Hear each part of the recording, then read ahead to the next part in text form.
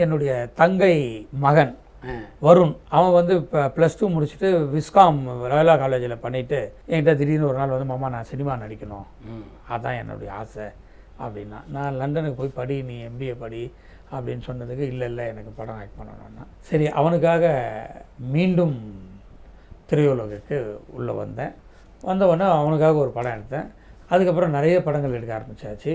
அப்புறம் ஏற்கனவே தெரியும் பிரபுதேவாவும் நானும் ரொம்ப க்ளோஸ் நண்பர்கள். அதனால் அவர் பேர்லேயே ஒரு ப்ரொடக்ஷன் கம்பெனி ஆரம்பித்து ஒரு 4-5 படம் எடுத்தோம். தேவி, போகன், சில சமயங்களில் அப்படிலாம் எல்லாமே. தேவியும் சூப்பர் ஹிட்டு, போகனும் நல்லா போச்சு.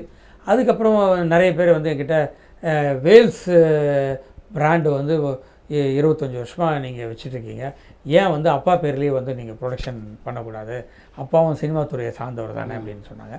உடனே அப்பா பேர்லேயே வேல்ஸ் ஃபிலிம் இன்டர்நேஷ்னல்னு சொல்லிட்டு அதில் வந்து படம் எடுத்தோம். அதனுடைய ஃபஸ்ட்டு படம் தான் LKG, அடுத்த படம் கோமாளி, அடுத்த படம் பப்பி. எல்லா படமும் அதில் எடுத்தது எல்லாமே வெற்றி படங்களாக அமைஞ்சிருச்சு. இப்போ கடைசியாக மூக்குத்தி அம்மனும் வந்து ரொம்ப மிகப்பெரிய வெற்றி. அதாவது OTTயில் ரிலீஸ் ஆனதுலேயே வந்து மிகப்பெரிய வெற்றி வந்து மூக்குத்தி அம்மன் தான். உங்களுக்கும் பிரபுதேவாக்குமான நட்பை பற்றி சொல்லுங்கள். கிட்டத்தட்ட நாங்கள் 2 பேரும் பிரதர்ஸ் மாதிரி தான். ஒரு 25 இயர்ஸாக நாங்கள் ரொம்ப க்ளோஸ் ஃப்ரெண்டு. ஏதாவது ஒரு ஃபாரினுக்கு போகிறதா இருந்தால் டக்குன்னு வந்து நீங்கள் ஃப்ரீயாக இருக்கீங்களா அப்படின்னு கேட்பார். நான் ஃப்ரீயாக இருந்தேன்னா நான் ஃப்ரீன்னு சொல்லுவோம். உடனே நாங்கள் போய்டுவோம். அவர் வந்து அப்போது ஹிந்தி படம் சாங் ஏதாவது கோரியோகிராஃப் பண்ணுவார், இல்லை அவர் இப்போ டைரக்ட் பண்ணுற ஹிந்தி படத்துக்கு லொக்கேஷன் அங்கே இருக்கும். அந்த மாதிரி பல வெளிநாட்டுக்கு அவரோட நான் ட்ராவல் பண்ணியிருக்கிறேன். அது மட்டும் இல்லாமல் வி ஆர் ஃபேமிலி ஃப்ரெண்ட்ஸு. அவங்க பசங்க எங்கள் வீட்டுக்கு வருவாங்க, எங்கள் பசங்க அவங்க வீட்டுக்கு போவாங்க. அதனால் நல்ல ஒரு குடும்ப நண்பர்கள். ஜெயம் ரவியை பற்றி சொல்லணுன்னா உண்மையிலேயே வந்து ஜெயம் ரவி வந்து ஒரு அற்புதமான மனிதர், என்னுடைய அருமை தம்பி அப்படின்னு தான் நான் சொல்லுவேன். எனக்கு கொஞ்சம் ரொம்ப எடிட்டர் மோகன் அவர் வந்து எனக்கு ரொம்ப பழக்கம். அந்த ஒரு பழக்கத்தில் தான் நான் வந்து ஃபஸ்ட்டு போயிட்டு போகனில் ஆக்ட் பண்ணுறதுக்காக அவரை கூப்பிட்டோம். உடனே ஒத்துக்கிட்டார்.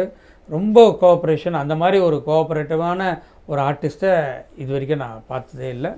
அந்தளவுக்கு ஒரு வந்து எந்த இதுவாக இருந்தாலும், எந்த நேரமாக இருந்தாலும் சரி, எந்த டைமாக இருந்தாலும் சரி, அதை பற்றிலாம் கவலைப்பட மாட்டாப்புல. ரொம்ப பர்ஃபெக்டாக ஆக்ட் பண்ணி கொடுத்தது மட்டும் இல்லாமல் அந்த படம் முடிகிறதுக்கும் அது ஓடுறதுக்கும் என்னென்னலாம் பண்ணணுமோ அதெல்லாமே கூட இருந்து செய்வாப்புல.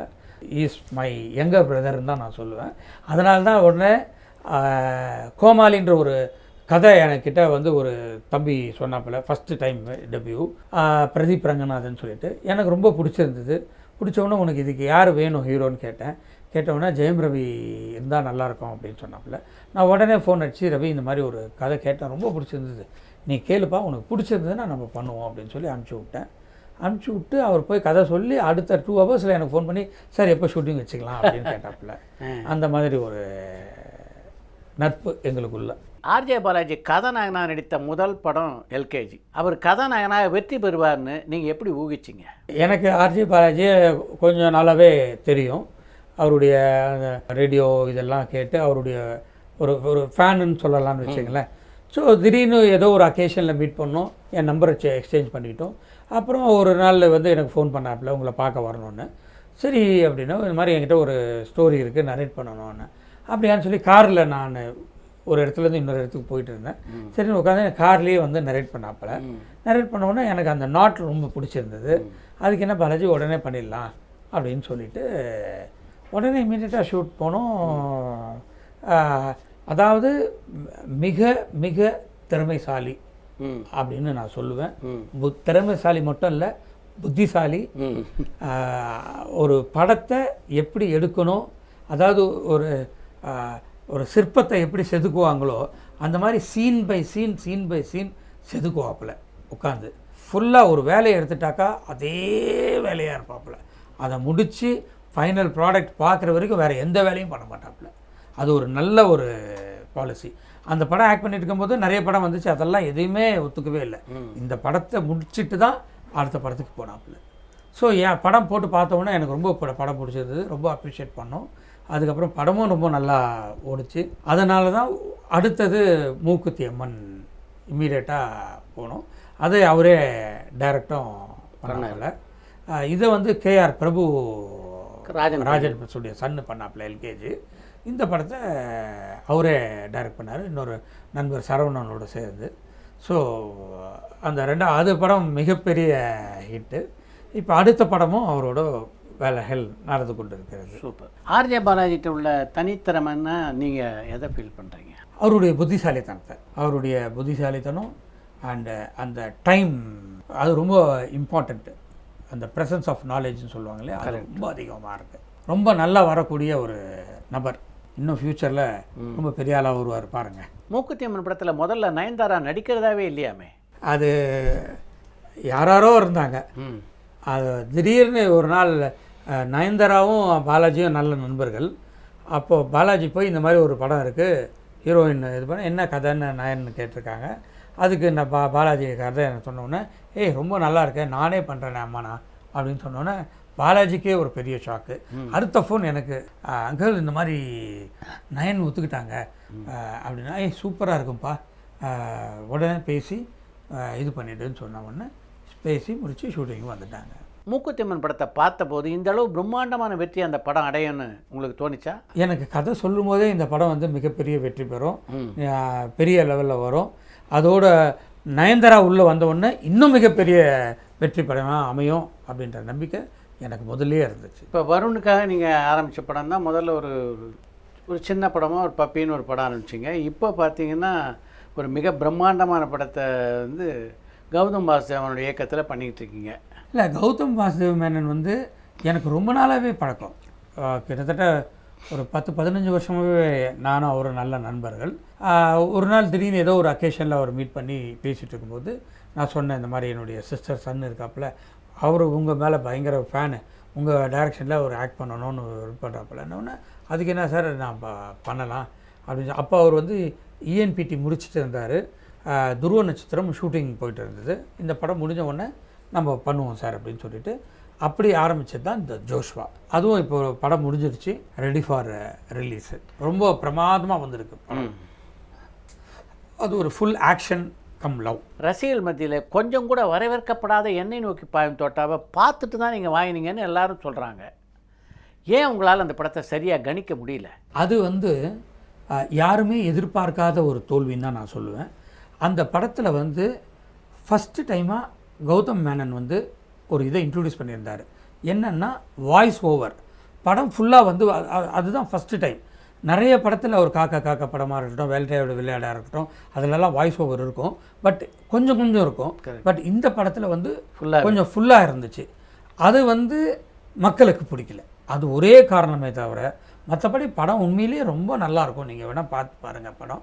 அந்த வாய்ஸ் ஓவரை வந்து டிஸ்டர்ப் பண்ணிடுச்சு. அது வந்து மக்களுக்கு பிடிக்காமல் போயிடுச்சு. மற்றபடி அது ஒரு நல்ல படம். தனுஷ் ரொம்ப நல்லா ஆக்ட் பண்ணியிருப்பார், ரொம்ப அழகாக இருப்பார் படத்தில். சாங்ஸ் எல்லாம் வந்து பியூட்டிஃபுல் சாங்ஸு அந்த படத்தில். அது வந்து அந்த ஒரே ஒரு காரணத்தினால்தான் அந்த படம் வந்து ஓடலை. கௌதம் வாசுதேவனுக்காக மிகப்பெரிய அளவில் பொருளாதார உதவி நீங்கள் பண்ணியிருக்கீங்க. அந்த அளவுக்கு கௌதம் வாசுதேவன் மேலே உங்களுக்கு எப்போ நட்பு பிறந்தது? அதாவது அவர் வந்து ஒரு வெரி குட் கிரியேட்டர், ஒரு நல்ல கிரியேட்டரு. சினிமாவுக்கு நிச்சயமாக அவர் தேவை. அவர் நிறைய படங்கள் டைரக்ட் பண்ணணும் அப்படின்ற ஒரே காரணத்தில் இந்த ஒரு இஎன்பிடினால் அவரால் வேறு படங்கள் டைரக்ட் பண்ண முடியாமல் போயிடுது.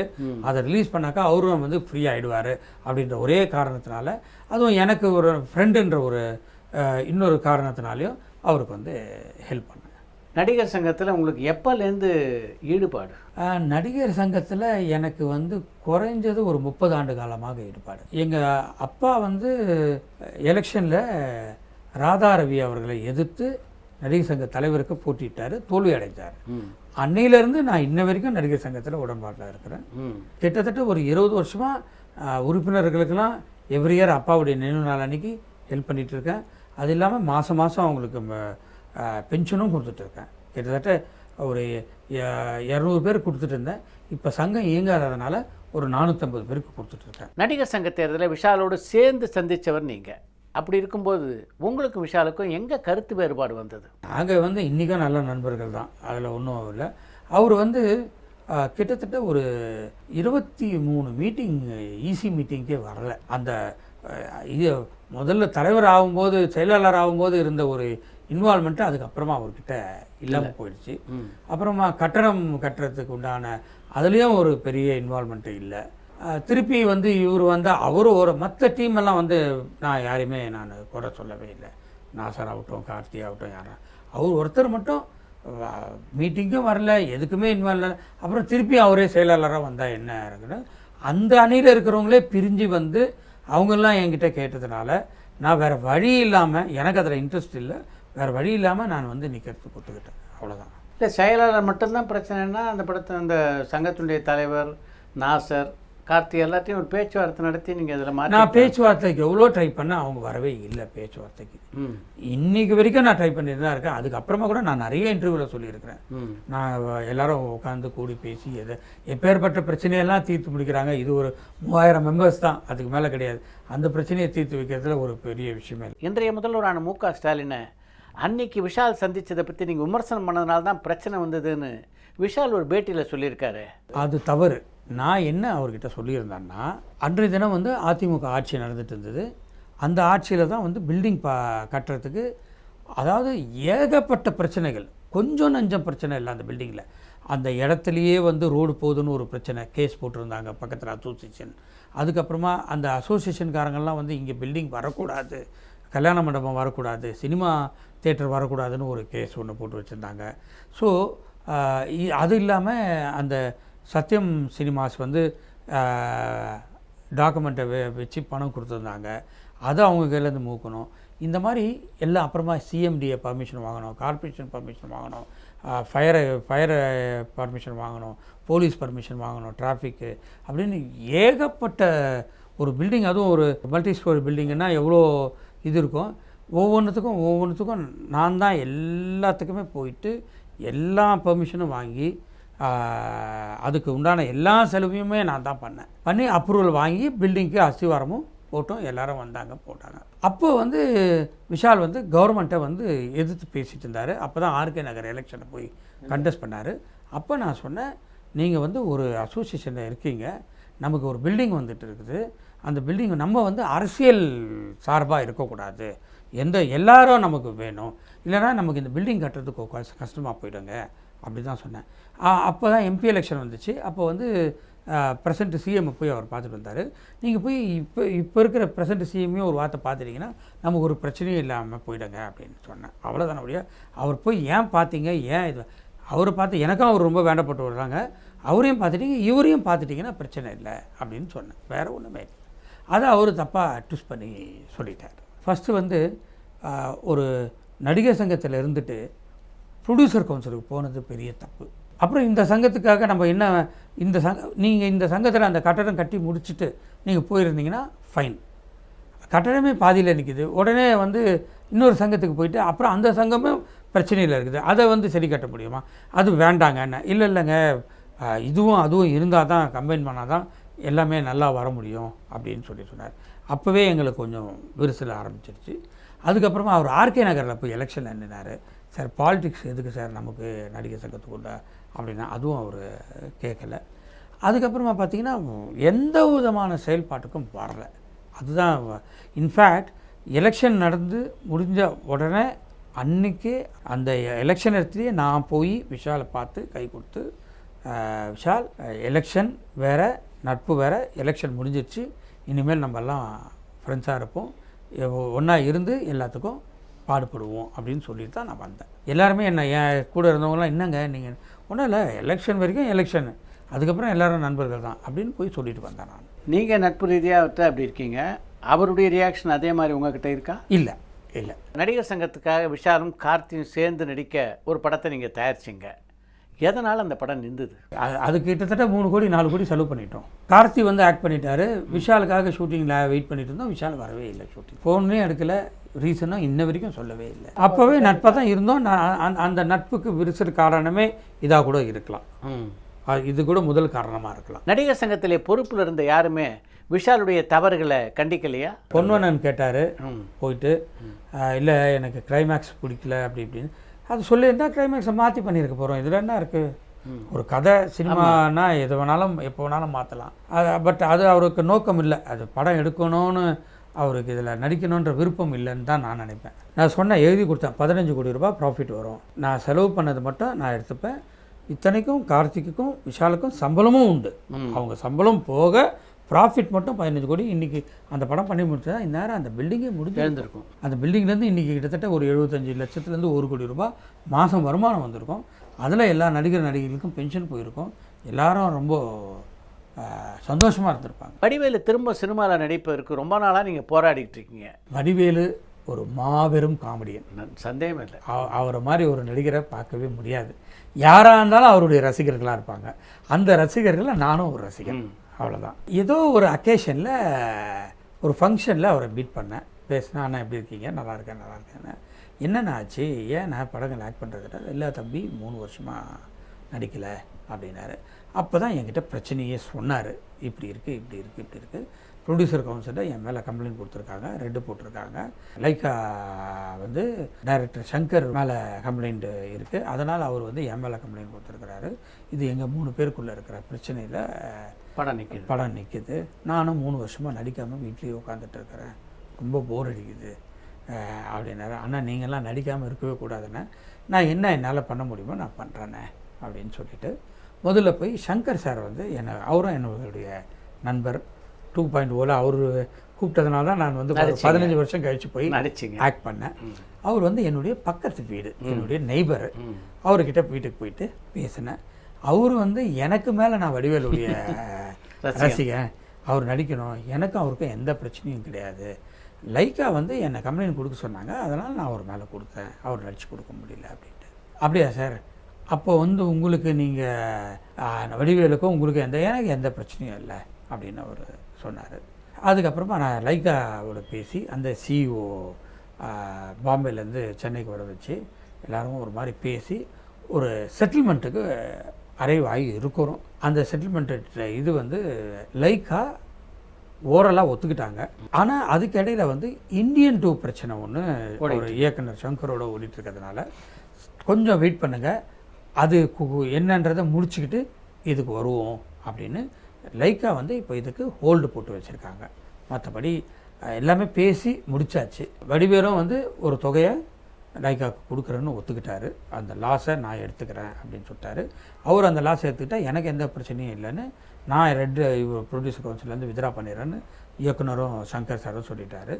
அவங்களும் அந்த அமௌண்ட்டு கொடுத்துக்கிட்டாங்க. இப்போ அவங்களுக்கும் சங்கர் சாருக்கும் இருக்கிற அந்த இந்தியன் 2 பிரச்சனையினால் இது நிற்குது. அது முடிந்த பின்னால் இம்சை அரசன் 23ஆம் புலிகேசனுடைய 2ஆம் பாகம் வெளிவர வாய்ப்பு இருக்கா? இல்லை, ஆகாது, கஷ்டம். வடிவேலு திரும்ப நடிக்க வருவார். வடிவேலு திரும்பி நடிக்க வருவார். ஏன்னா வடிவேலே அவர் என்ன சொல்கிறார், அது ரொம்ப கஷ்டமான ஒரு 3 கேரக்டர் பண்ணணும். அன்றைக்கி இருந்தது வேறு, இப்போ இருக்கிற நிலைமை வேறு. அந்தளவுக்கு இந்த கோவிட் சுச்சுவேஷன்லாம் அது ஃபுல்லாக 1000 பேர் 2000 பேரை வச்சுட்டு எடுக்க வேண்டிய அது ஒரு ராஜா காலத்து படம் தானே அது. அதனால் ஷூட் பண்ணுறதுன்றது ரொம்ப கஷ்டம் அப்படின்னு தான் சொன்னார். ரஜினி மாதிரியே கமல்ஹாசன் உங்களுடைய நெருங்கிய நண்பர் இல்லை? அதுவும் ரொம்ப நாள், கிட்டத்தட்ட ஒரு 10-15 வருஷமாக நான் வந்து இந்த நடிகர் சங்கத்தில் ட்ரஸ்ட் இருக்குது, அந்த ட்ரஸ்ட்டில் நான் ஒரு ட்ரஸ்டியாக இருக்கேன். கமல்ஹாசன் சாரும் ஒரு ட்ரஸ்டியாக இருக்கார். அதனால் நாங்கள் நிறைய மீட்டிங்கெல்லாம் போகணும், மீட்டிங் அவரோட போகட்டும். அவர் நிறைய நடிகர் சங்கத்துக்கு வந்து ஹெல்ப் பண்ணார், நிறைய எல்லாம் பண்ணணும்னு ஐடியாலாம் கொடுத்தாரு. அப்போ அவருடைய நட்பு எங்களுக்கு நல்ல ஒரு இதுவாச்சு. அதுக்கப்புறம் அதே மாதிரி சாரும் வந்து எலெக்ஷனில் இறங்கினார், அரசியல் இது. அப்போது நானும் அவரோட போய் நான் வந்து அரசியலுக்கு அப்பாற்பட்டவன். நான் ஐம் எஜுகேஷனலிஸ்ட்டு. யார் நம்மளை கூப்பிட்டு பேசினாலும் நான் போய் பேசுவேன், எனக்கு தெரிஞ்சதை நான் சொல்லிட்டு வருவேன், அவ்வளோதான். உங்கள் அப்பா அரசியலில் இருந்தவர், துணை அமைச்சராகவே இருந்தவர், ஏன் உங்களுக்கு அரசியல் ஆர்வம் இல்லாமல் போச்சு? இல்லை, நான் இருந்தேன் 1986 to 96 வரைக்கும் ஏடிஎம்கேல மாணவர் அணி மாநில செயலாளராகவே இருந்தேன். அதுக்கப்புறமா நான் கல்வி ஆரம்பித்தோடனே கல்வியாளர் ஆகிட்டேன். அதுக்கப்புறம் எனக்கு பாலிடிக்ஸில் அவ்வளோ இன்ட்ரெஸ்ட் வராமல் போயிடுச்சு. ஃபுல்லாக காலேஜே கான்சன்ட்ரேட் பண்ணேன். ஸோ காலேஜை கான்சன்ட்ரேட் பண்ணதுனால தான் நான் இன்றைக்கி இத்தனை காலேஜஸ் ஆரம்பிக்க முடிஞ்சது. அதனால் பாலிடிக்ஸில் எனக்கு அவ்வளோ இன்ட்ரெஸ்ட் இல்லை. பரபரப்பான சினிமா செய்திகள், நட்சத்திரங்களின் பேட்டிகள், சினிமா வரலாறு ஆகியவற்றை பார்க்கவும் படிக்கவும் உங்களுக்கான இணையதளம் tourantalkies.co.